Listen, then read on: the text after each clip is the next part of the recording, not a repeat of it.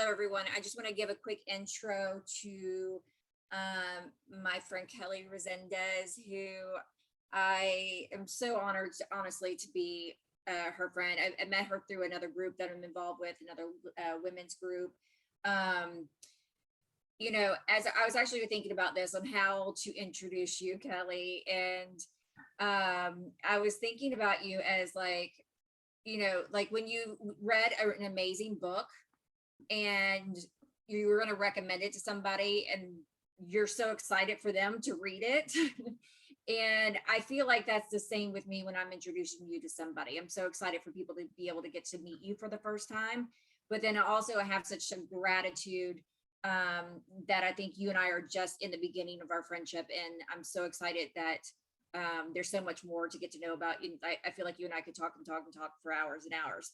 And just to give you an example of how much Kelly's already had a huge impact in my life.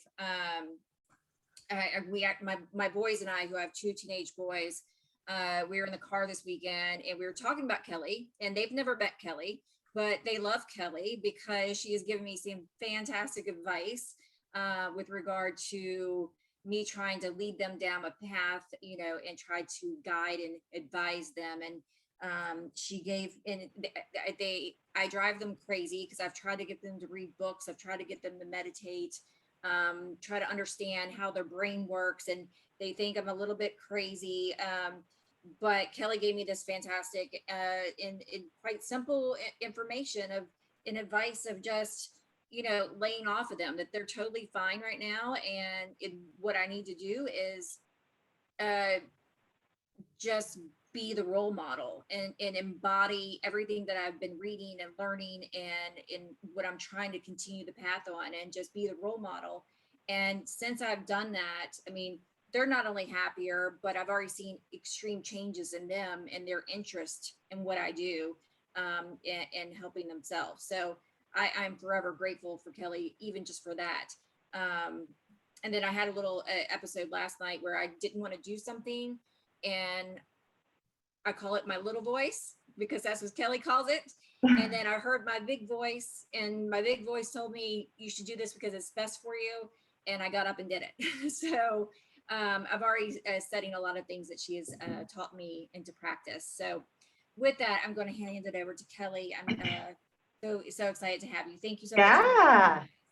Thank you, Suzanne. Just absolutely blessed. Like, I'm on Pacific time zone, so this is my 8 a.m.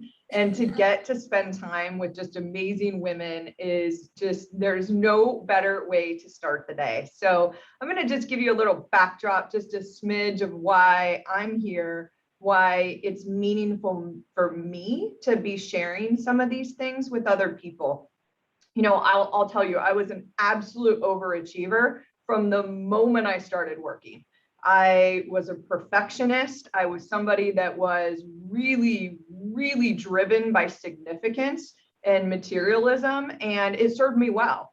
I got into the mortgage industry in about 1998. I know you're all like, no way, she's not that old. And when I got in, it was just one of those things that if you know anything about mortgage, like it's a commission only industry and you can do whatever you want to do in it. And I hit the ground running by 2002, 2003.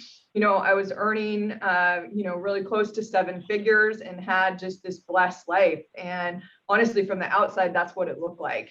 There were a lot of things that were in balance, but inside I was absolutely miserable. And I went through some hardships. And sometimes when you look at what we endure in life, I'm guessing every single one of you has suffered in some situation, whether the loss of a parent, a divorce, or even something more tragic than that.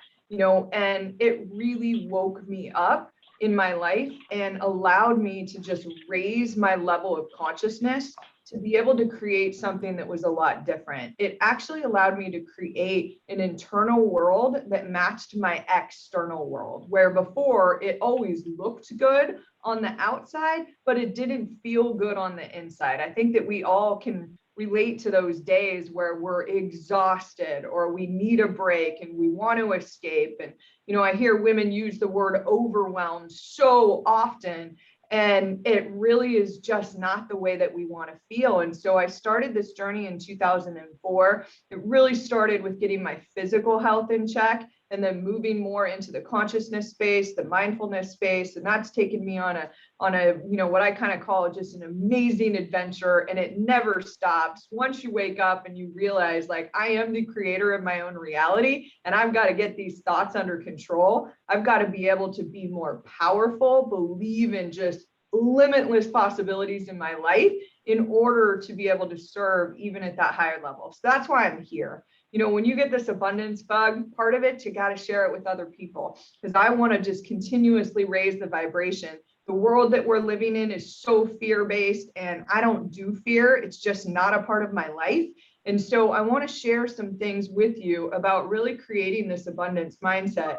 It's going to set you up for just absolute success. And when you really think about abundance, what I want you to think about abundance is that you are literally magnetized, right? You are magnetized. If Kristen wakes up in the morning and is like, oh my gosh, I would love to connect with Laura today because I just, it would be important to me. Next thing she knows, Laura calls her on her phone, and she had no effort that went into whatever that looked like. And that's what we can do in business. And, I was in mortgage until 2011. I'm now a part owner and executive at a company called GoodLeap. We are the largest solar financing company in the nation, and we also have a mortgage division as well. And we've just been on this amazing trajectory of helping solve climate change, right? And really just making a bigger difference in the world.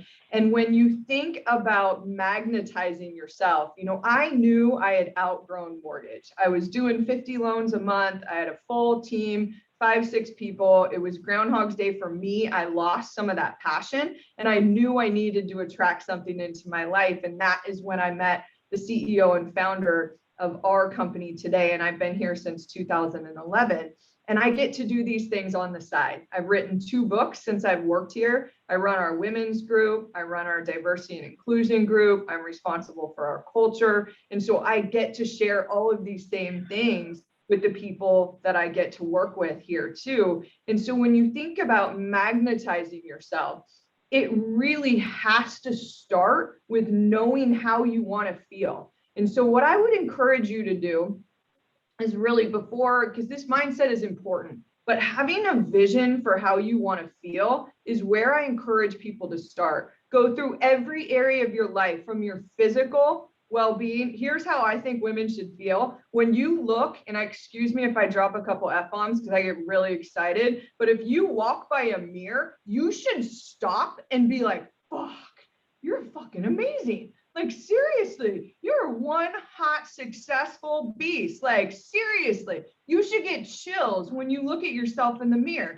instead of looking at your wrinkles and saying, crap, I got to go get more Botox. Now, I have nothing against Botox, like, seriously, but at the same time, we want to be able to feel at a level that we may not have been able to feel at before. And so you want to look at all these areas of your life, from physical to emotional to your relationships to parenting. One of the things that I've shared with Suzanne is, like, my vision for my relationship with my kids is that I have deep, meaningful connections with my kids where we can talk for hours. Well, I have a 16 and 18-year-old.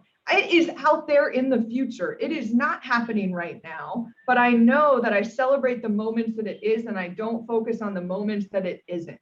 And that's really where you get to this place where you are in just utter allowance of what is, but you're so crystal clear on how you want to feel. So if you think about abundance in your business or in money, in your finances, you have to feel as if you already have the amount of money in the bank. I'm big into passive income streams. I'm big into just, really just understanding where I want to be.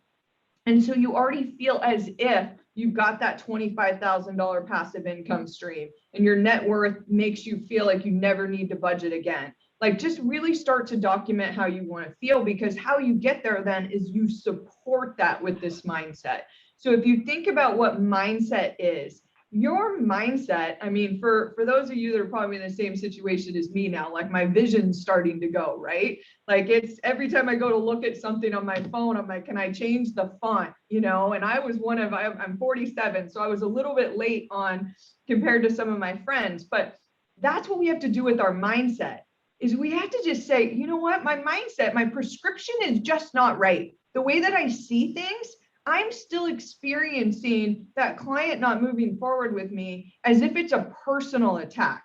I'm still experiencing when my kids don't pay attention to me or they're mean as a personal attack. I'm still experiencing fear when I watch the news or envy when I go on social media. So if any of these things resonate with you, all you have to do is change your prescription or your mindset. It's the lens in which you look at the world. Now, if you think about programming, and I'm big into neuroscience, trust me, my last 17 years being in this, I have studied with Joe Dispenza, with Dr. Amen, with neuroscientists everywhere because my mom had gotten dementia and I wanted to understand how brain health worked. And that was one thing that I just had to figure out, like, why are our thoughts and our beliefs so sticky? It's just the way the machine works. So I'm asking you guys today, hit Control Alt Delete. Whatever you believed yesterday, question it. Ask yourself why. Is this really in alignment with abundance? Is this really in alignment with limitless possibilities and absolute creation of my own reality? If it's not, let it go. Replace it with something that's going to serve you a lot better. So, you know, I always look at being a kid growing up, we had that thing called a viewfinder, right? It was like this toy that you got to put on and you could click it and see something different. That's the way your mindset works. It's just a filter between your brain, right, and the way that you experience life. So take traffic. Did anybody in traffic this morning going to work? Some of you. All right, Kristen, do you love traffic? No, Kristen does not love traffic, right? Well, I look at mindset as one of those things like I love traffic. I get to listen to more podcasts and I get to spend time alone when I'm in traffic. Now, when somebody pulls out in front of me, my mindset is they must have an emergency. I'm going to pray for them. Most people don't have that mindset. So between work and home, when they're in traffic, their mood can change significantly. And then they bring that energy in. And it's just one of those things that you want to question everything.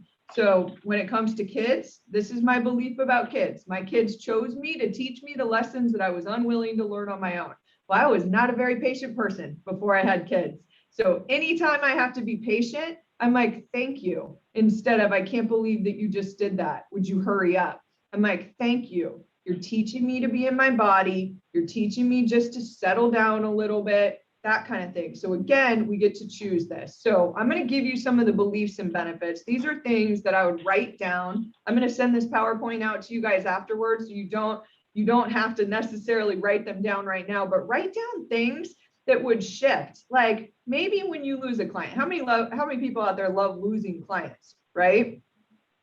If you have the mindset that I'm releasing them so I have even more abundance to come into my business, how will that change the way that you feel? Just that one simple belief, right? And I was a numbers person. In 1999, when I started, you know, it was my first year in mortgage, I had like 5 loans in my pipeline and 3 of them fell out in December. And I had no money to be able to buy Christmas presents that year. And I remember calling my mom and being like, Mom, can I please borrow $500? And I was so humiliated. And I said to myself in that moment, I need to have an abundance of loans so I never feel that way again. And so I made the decision, I'm not going to stop until I have 100 loans in my pipeline at all times in order to be able to never feel that way again. And it served me. Now it took time. I had to build the team. I had to change the way that my industry did business. Like everyone else was going out there and they were putting all their eggs in one basket. And I'm like, I'm not going to do that. I'm going to go put 100 realtors into a room and speak to them on topics like this. And I'm going to be the rock star that they all want to work with. And I'm going to turn tons of them away. And that was my mindset going into it. I made myself scarce so that it created more abundance within my business. And sometimes we have to do that. So I'm going to start with number 1. And I mentioned this before, you create your own success. If you are not at a level that you choose to be, you have to excavate some underlying belief or something that's blocking what's going to happen. You've got to be really honest with yourself. Like, do I have the skills? Have I really developed different communication styles that are more in line with today, to the way that things work? Not last year, because I didn't speak as much last year, but the year before that, I had spoken to about 1,500 realtors that year. And I asked a question at every event that I went to. And I said, how many of you have taken a communications course in the last year? And no one raised their hand. And I said, how many of you would agree that communication is the most important and valuable relationship building skill that you can have? And of course, they all answered yes. And I'm like, that's exactly why you might not be where you need to be. There are things, whether it's Yale or Harvard, they have free classes that they offer on a lot of these things. You just have to go out there. I studied neuro-linguistic programming, which is really understanding language and the power of language, because our brain, again, it's just a machine. We've got to start giving it directions or it will take over our life. And so we've got to make sure that we really understand that. And that's how we create our own success. That's going to help you feel more empowered. So you're empowered to make whatever decision you choose. And it's going to be like, I choose to only do this amount of business or live in this way because this is where I feel my human capacity is. But you feel empowered to be able to know, like, I can create whatever reality I want. If I want to work less and make more, I know that I'm capable of doing that. I'm not going to look at the people around me and say, wow, they're killing themselves working 60 hours a week. I mean, I was grateful when I came to this company because I was already a wellness and balance teacher. And my CEO knew that. And I'm like, I'm not going to brag about working too much. I'm not going to brag about being worn out. Like, that is not me. I am going to work what my human capacity will allow me to. So I feel empowered to be able to serve at a higher level. So you've got to just kind of understand that you can own that on your own. The next thing is you just are in this place where you feel inspired. Like, you trust this inner voice. Suzanne called it your big voice, but that's really what guides you to be able to know what you're doing. And when you're in abundance and you're no longer guided by scarcity, you will feel way more inspired to be able to wake up and share these things with other people, to be able to just, whoever you're around, they're going to want more of you. And you also have to feel like you're working on something bigger than yourself. At our company, we have a nonprofit called Give Power.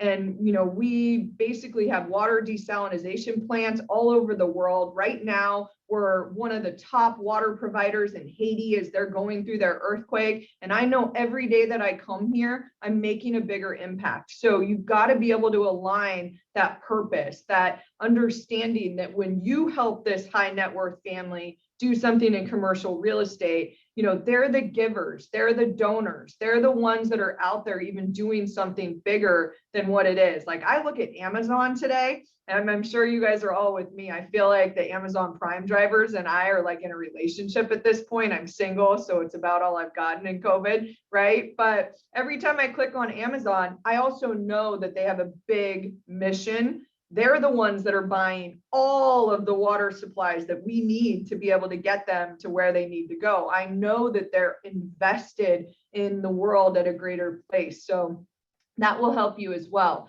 The next thing is you've got to be flexible and adaptable. Well, here's where women have gotten a little off, right? So a lot of times we really easily just get into our masculine. Well, what's masculine? Masculine's controlling, it's dominant, it's just having this do list rather than just being like, oh, I thought I was going to do that and now I'm going to do this. And you just are really flexible to whatever it is that comes at you, because it's just a part of the path that's going to unfold even more success. It's going to get you closer to that vision, all of these other things. The next aspect of this abundance mindset is that you feel worthy. Like, instead of really just trying to work on it, like, you feel it. That you should have whatever opportunity comes to you. There are so many people that are still struggling with not feeling worthy. Like, people are going to find out I'm not as successful as they think I am, or I'm not as smart as they think I am, whatever that might be. So you really have to embody this And this is where all of us have to accept we are a unique masterpiece. You know, if you take Suzanne's skill set and you compare it to Laura's or Miranda's, they're going to be different. You might be in the same industry, but they're going to be different. And when you really just focus on the things that you excel at and not compare or focus on the things that you don't, I just always say, hire more people to do all the things that you don't do. I mean, I'm at a place in my life, I don't do anything but show up for my kids, celebrate and enjoy life, and do my job here. I hire people to do other things that I just am not as good at. So the next one, which is super, super important, especially with what's going on in the world today, is that you become excited about challenges and growth opportunities. So I have annihilated words from my vocabulary. So words that you won't hear me say are overwhelmed. So I'd actually write these down. It's not in the presentation, put an X through it. Busy. You never want to say that you're busy again. It's just, I am full of opportunities now. Like your brain totally responds to that much different. Busy, you're going to get the flu in about a week. Like, it's just one of those things that our body really is like, oh my gosh, you're too busy. You can't handle things. Like, what's going on? The same thing with the word problem. So just put a big line through the word problem. Your brain believes problems are bad. Your brain loves a good challenge because it knows that there's a solution, and you have this intuitive knowing, you have this guidance system that's going to put you through it. So when we hit a challenge, you know, I had a challenge with COVID. You know, I started the year with 450 employees when we started COVID. So we had to move about 447 of them home because only 3 of us on the ownership and leadership team stayed in. And we've got offices all over the country. Got one out in Austin and Dallas and Irvine and all over. And I ended the year at 1,000 employees. So it was one of those things where we had massive growth in COVID, where we had to move everything remote. We had never been remote before. We had never hired people remote before. We did not know what to expect. And it was one of those where, wow, we can question everything. We thought we had our business model figured out, and now we're allowed to just question everything, be able to make some shifts and changes, and we'll be hybrid probably moving forward, but it's not going to ever be just 100% remote. We found there are some challenges with it, with our model, that don't work as well. And so you've got to look at these things as just growth opportunities, as amazing. Like, I'm going to get through this. Because the truth is, you've survived everything that you've gone through thus far. As challenging as it was, you still made it through. So you've got to be able to have that inner dialogue with yourself. You know, the next aspect is that you actually energize and inspire others. When you show up at a meeting, like, you bring it. Like, you bring more than, hey, here's what financing options or what property options you have. Like, you actually bring some wisdom in where you can really make a difference. People are struggling with their own level of consciousness, and I get to wake people up every day. Like, I get to wake them up to the idea that there is this path. Like, really, that really sounds like you're being a victim in this right now. Or I'll stop them straight on. You know, one of my favorite questions to get somebody off of a track is, you know, I'm just curious, but do you actually have a big decision to make right now? Or are you just venting? That question will literally annihilate somebody's ego like that. Then they'll start to think about it. And it's like, well, why am I talking about it if I don't actually have a decision to make? Like, what is the point of that? Unless it's something that they're grateful for, which most people don't come into work, going back to traffic. And this is what I always laugh about. If somebody pulls it out in front of somebody in traffic and they get to the office, which I know we're not all there, but maybe you do it at home, you complain about it. When you're driving down the freeway and it's just completely nobody's there and somebody merged perfectly, you don't tell anybody about it. You're not like, oh my gosh, Miranda, you're not going to believe this. This totally cool lady in front of me just totally let me in traffic. But those are the kind, amazing things that happen, but we're not trained to notice them. And so we've got to just start noticing these things, because that's where, when we go into a conversation with somebody, when they get how we feel, like if they're like, I mean, when I look at a sunset, I wish I could bottle that feeling, because it truly is like, wow, this world is spinning right now without me having to do anything. Like if you think about what your body's doing for you right now, you're breathing on your own, your heart's beating, your liver's detoxifying, like your eyes are seeing, your ears are hearing, all of these things without you having to move a muscle. And yet we start to worry about all of these other things. Those are the things that we should more be thinking about. Like, how do I make sure that I'm always, grateful for everything that I have?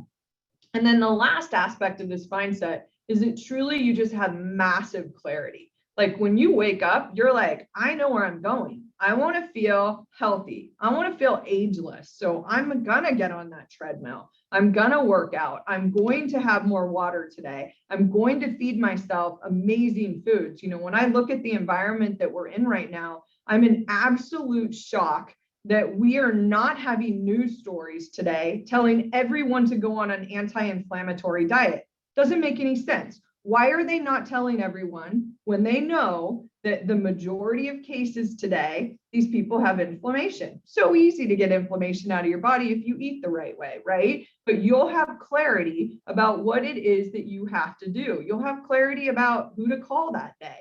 You will be guided to connect with the people that are going to have the greatest impact in your life and your business, that are in alignment with whatever your goals and your vision are. So this mindset is really just one that you just start to see something different. Like as you experience new things, you just ask yourself, like, what is it that I'm feeling today? Is this abundance or is this scarcity? So I'm just going to quickly go over what a scarcity mindset is like. Number one, you feel like a victim.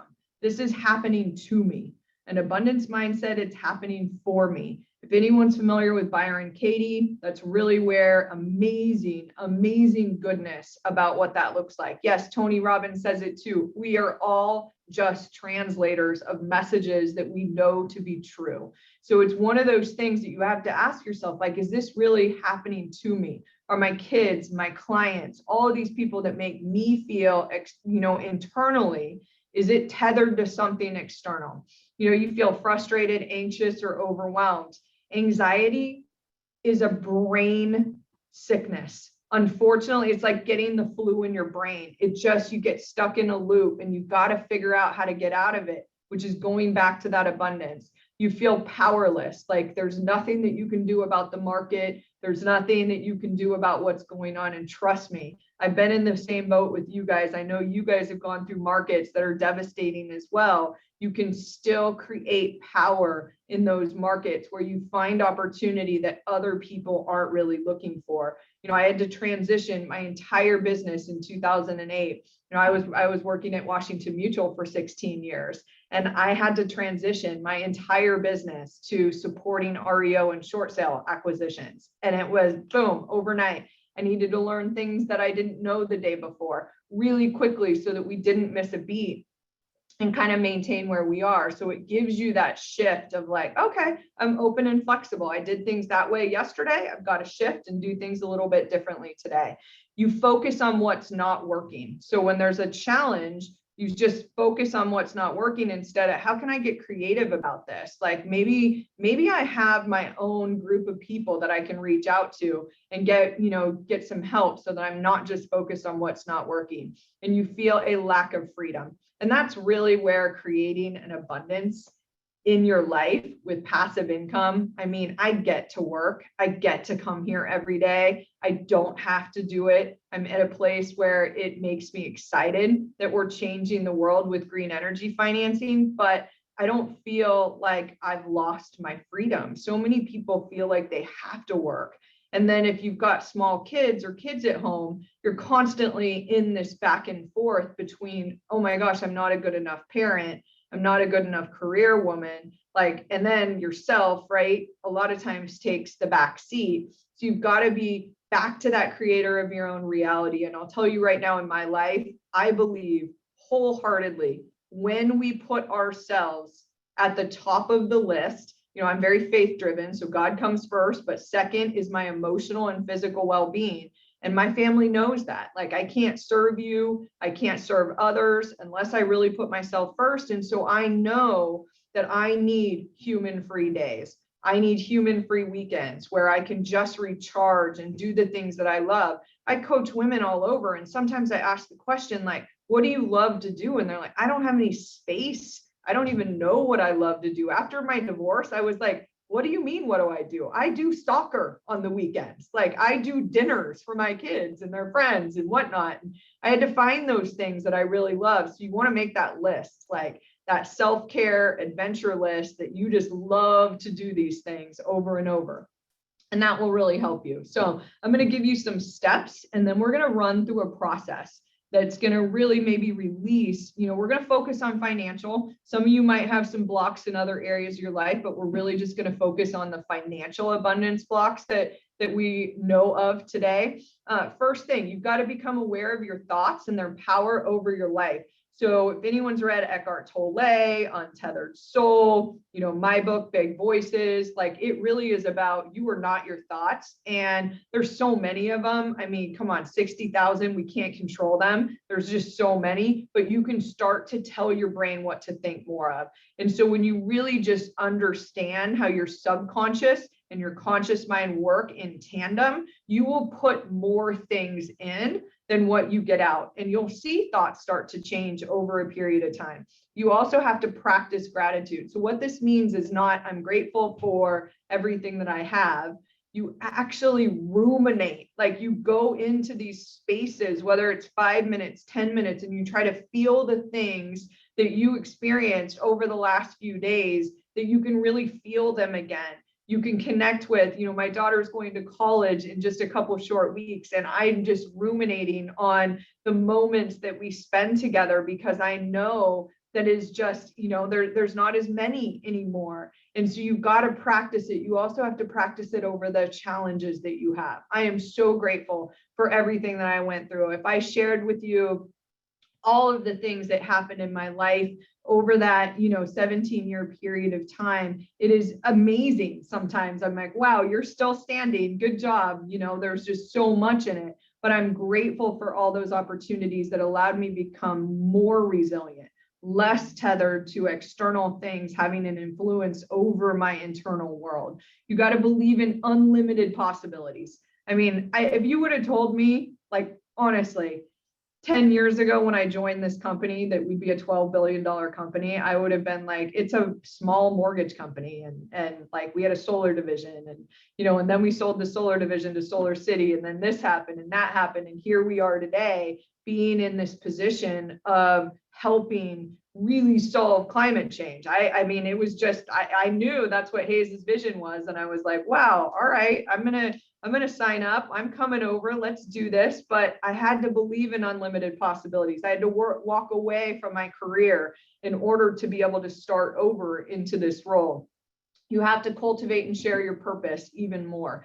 People need to understand your why behind what you're doing. If they think you're just doing financing or commercial real estate and they don't really understand like the whole impact, the ripple effect of what it is that you're doing in there, they just don't get as connected to you. So it's important that you do that. You got to create mastery.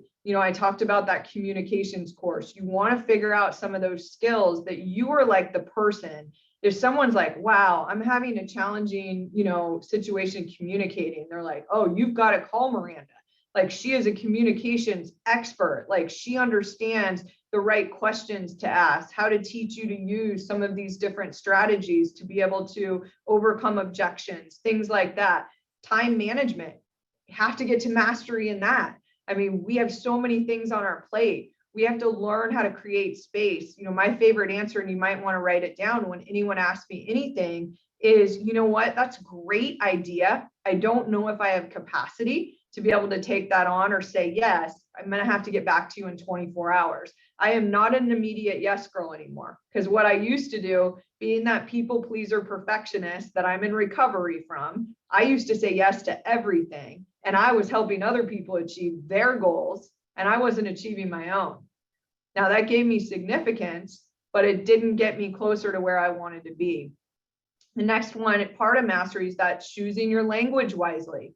You want to understand the power of language over your brain. I work with people, and Suzanne knows we have this thing called a life happiness index, right? And you get to choose like where it is, and you want a high, really high life happiness index. And I was working with this couple, and they were like a 4. And I'm like, you guys have a blessed life. Like, how can you be a 4? And they're like, I don't know. And I'm like, we have to change your language. You don't believe how blessed you are.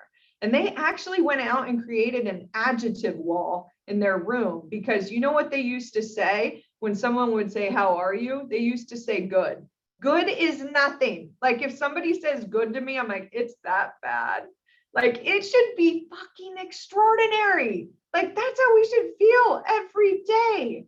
I hope you don't get fined, Suzanne, for bringing speakers in that cuss every once in a while. It's part of this language thing, that happens. So you want to make sure that when you're speaking, you are using different adjectives that you haven't used before, because your brain has this level of homeostasis that it's like, oh, you're healthy. Well, no, I'm ageless. I am, limitless. I'm all of these other things. Like, you've got to just start talking to yourself a little bit differently. And you'll see that it makes a big impact on other people too. Because if you're like, I'm extraordinary, and you feel it and that energy is coming off, you are magnetized to whatever it is that next conversation is. Next parts, you've always got to continue growing. When people get into personal growth and development and really just have that focus on raising their own awareness and how they show up, and that they have more power over our behavior than we gave ourselves credit for, it never ends. Every day I'm still running into certain things that I'm like, oh, there that is. I thought I got rid of that in 2012 and it's showing back up again. So you've always got to be growing, got to think like a beginner, as you go into things. It doesn't matter how long you're in an industry, just always keep learning. You've got to focus on what's satisfactory. This is, again, that lens. So if you look at something, you've got to start to see what's satisfactory in it instead of looking at what's not satisfactory. So here's my first piece of advice, which I've probably given you a lot more, but major thing, if you can cut the news out for the next 6 months of your life, it will make a massive difference, because the news is supported by marketing dollars. The marketing dollars are supported by getting people into a state that they want to buy things. The best way to do that is through fear. Fear-based purchasing, fear-based things. Like, you've got to start to wake up to some of these things so that you just focus on what's satisfactory. If they went on and shared all the goodness, it just is not going to resonate in the same way.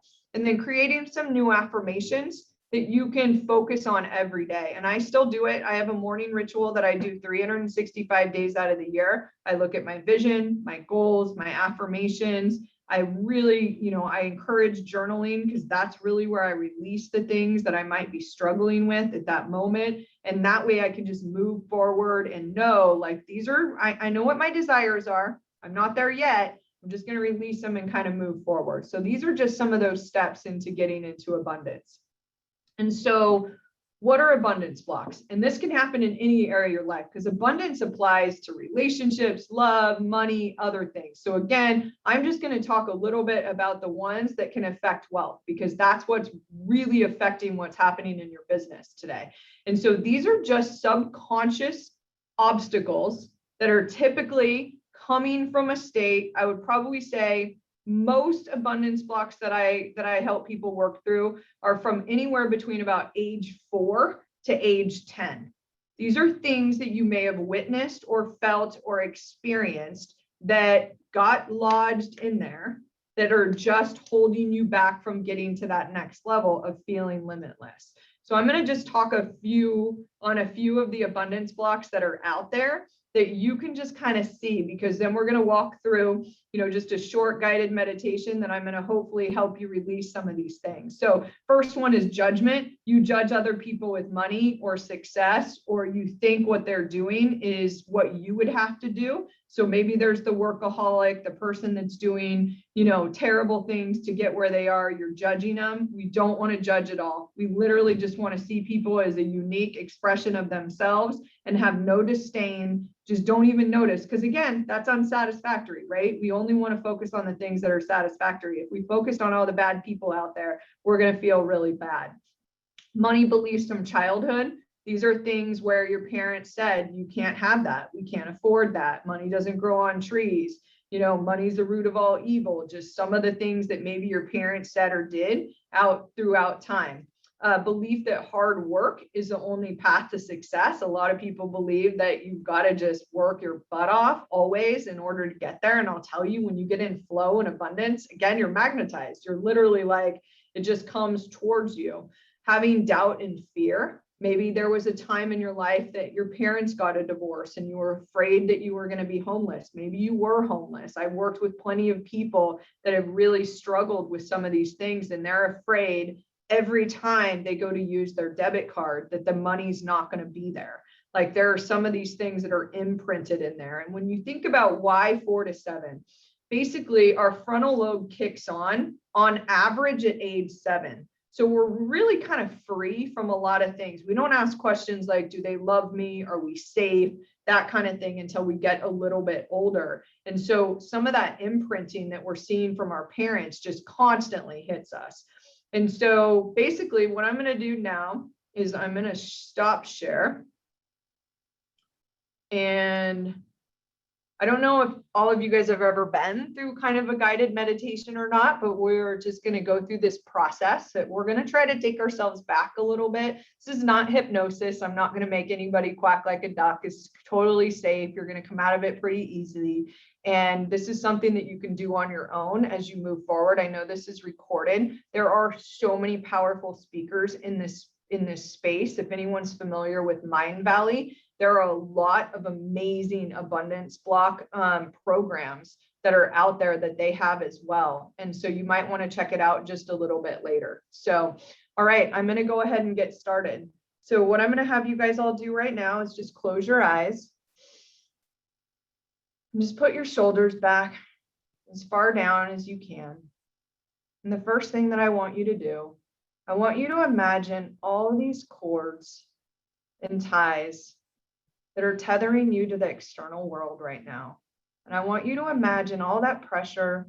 Maybe you were rushed this morning getting the kids in. You've got tons of meetings later. You've got so many deals that you're working on. Just imagine you just going and cutting all of these cords. Just a giant pair of scissors or whatever it is. Just imagine yourself cutting all of these cords right now. It's one after the other. Whatever's brought you stress, anxiety, fear, doubt, whatever it is, we just cut them all so that we come back to this moment, dropping our shoulders just even a little bit further, taking some deep breaths. And I want you to imagine a light coming from above. Maybe you believe it's coming from God, nature, wherever it is. Doesn't matter what you believe. Just imagine this light coming into the crown of your head. And as this light comes into your body and into your face, it's just relaxing every aspect of who you are. You're feeling this warm light coming down through your face and into your neck and into your shoulders, making you feel at peace. Down through your body and through your legs. And this light's going to come all the way through your feet. It's going to go all the way to the center of the earth. You're now tethered in this light. And imagine now you pull this light out 360 degrees around you until you're in this safe space of feeling absolutely at peace right now. So now we're going to take a little adventure. I want you to imagine yourself walking towards an elevator. And as we walk to this elevator, we're just going to go down 5 floors. We're going to go down a little bit deeper, and with every number, we're going to feel a little bit more at peace, a little bit more open. Maybe we've never done this before. We don't know what to expect. We're just relaxing. We're just breathing. As we go from 5 to 4, taking another breath to 3, feeling more peace to 2, to 1. And as these doors open up, we walk into the most amazing meadow that you've ever seen. So beautiful. The trees and the flowers, this beautiful meadow. Now we're going to call upon some aspect of ourselves, this inner child, some young version of yourself feels totally safe to come forward right now. She's going to meet you on this tree stump, and you both sit down together. I want you to feel a memory now, some memory that she can feel and experience that's in there. Maybe it's when you were 5 or 6. Maybe your parents were fighting. Maybe they were just talking. Maybe you wanted something for school, some new clothes. Maybe you wanted to go somewhere and you just hear them. Maybe it's not your parents, it's your grandparents or your friends or your pastor, and they just share something that's been stuck in there. Maybe they say, we can't afford that. Maybe they say you're not good enough, you're not smart enough. Maybe they say that money's bad and it made other family members do bad things. Maybe you knew that your clothes weren't as nice as everyone else in school. And I want you to feel into whatever that inner child feels in this moment. Feel into whatever that feeling was deeply, and whatever that belief was about money, that you couldn't attract a massive amount of it and have an abundance of money, have it just flow to you, whatever opportunity, whatever you want to create, whatever passive income, whatever business deals, whatever it is. We're just going to clear and transmute whatever belief got lodged in there. We're going to clear and transmute it against all time, space, dimension. And we're going to replace it now. And I want you to just see this inner version of yourself. Maybe you can see her perfectly. Maybe you see this small aspect of yourself personally. Maybe it's just an idea of what it might have felt like. But we're going to replace it with this new powerful belief that you are a magnet. You are a force for good. You can attract whatever level of abundance that you choose. If you want a net worth of 100 million, 2 million, whatever it might be, you can create that. You can be a giver. You can share the same practice with so many other people. You can magnetize yourself to just limitless possibilities. And as we take a couple deep breaths right now, whatever part of your body, maybe that you felt fear, anxiety, doubt about your ability to create an abundance, we're going to take this light now and we're going to fill that space with it. Maybe you get stomach aches when you think about money or your budget or things like that. Maybe you get shoulder aches when work is too hard and you're just grinding. Wherever that is, we're going to take this light now and we're going to put it into those spaces that got created so long ago and release you from whatever that might be. We're going to take some deep breaths and we're going to tell this inner child that she can trust us. We're always going to be there for her. We're so capable of creating the life that we all choose. We give her just a sweet hug. We're going to come back to this elevator. And with every floor that we go up, we're going to feel even more powerful, even more abundant than we ever have before, that we can create whatever level of success that we choose. It's about our choice, how much effort we want to put in. So as we go from that first floor, waving to this inner child with love and gratitude for this moment, to the second floor, to the third, feeling even more powerful and energized that we are the creator, to the fourth, and to the fifth. And so as this elevator door opens, we're going to come back to this present moment by taking another deep breath and then opening our eyes. So we've got about 7 minutes. I'd love to hear a share if anyone did connect with some aspect of their self and if anything came up for you in that moment.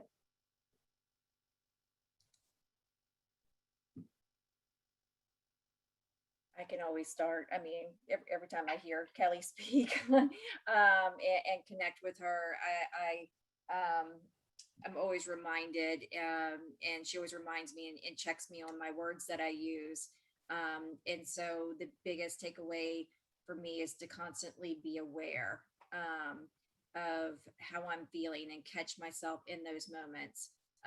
Just last week, I was really triggered by a client that used to be a big client of mine, stabbed me in the back again. And you take it personally, but as you said, sometimes it's best just to release that and know that it's best for me to have that removed from my life, and so I can create abundance through other people.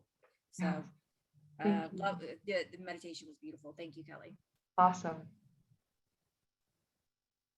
Yeah, I agree. The meditation was beautiful. Thank you, Kelly. And I think what you touched on that was something that I need to work on is to be flexible and adaptable. I think as women, I don't want to speak for all women, but I feel like a lot of times we're very set and rigid and not willing to work around what is being presented to us. And I think that's really big. Yeah, thank you, Kristen. Did anyone have an experience where they really felt their inner child in that? Laura, you came off mute. Yes, I was going to ask a different question though. Oh, completely good. You take us where we need to go. So one thing that really resonated with me is I like to set goals, but I don't think I clearly envision the ending. So so that I really can't set a clear goal in those action steps to get there. I just know that I want change. Yeah. But I also tend to go, okay, well, I'd like to focus on this and this and this and this and this. And then I'm trying to think of a different word than overwhelmed, since I need to remove that, but like, I bite off too much. Yeah. So how do you recommend, kind of getting that clear vision and not overcommitting to so many opportunities and challenges that you aren't able to really accomplish what you would like to?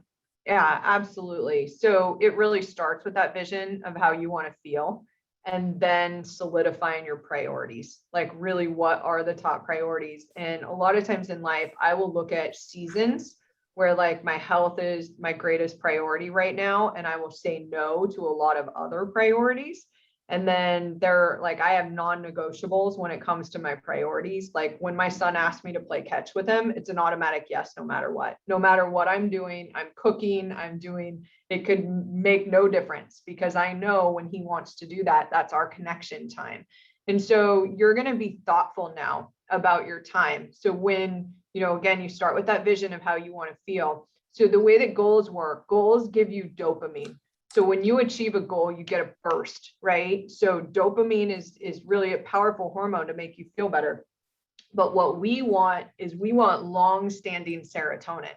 We want consistent joy. We want to feel this way over a long period of time. And that's really where your vision comes in of how you want to feel. So then what you have to look at is as you're looking at your goals, to be able to backfill into your vision, how much time do I really have for this? Because what people forget is if I say yes to something, I'm saying no to something else. So if I say yes to another business thing, I might be saying no to family dinners, or no to being present with them because I have this place. So I always tell people, figure out your human capacity. I cannot work more than 50 hours a week without deteriorating my well-being. And I know that. So I'm really thoughtful.